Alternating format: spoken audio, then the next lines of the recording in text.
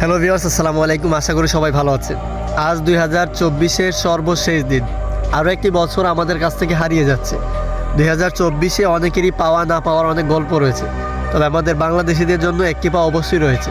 সেটি হচ্ছে জুলাই আন্দোলনের মাধ্যমে স্বৈরাচারের পতন করে নতুন বাংলাদেশ গঠিত করা। 2024 আমাদের লাইফ থেকে চলে যাবে, কিন্তু বাংলাদেশের ইতিহাসে এটি স্বর্ণ করে লেখা থাকবে। আগামীকাল থেকে নতুন বছরের নতুন সূর্য উদিত হবে।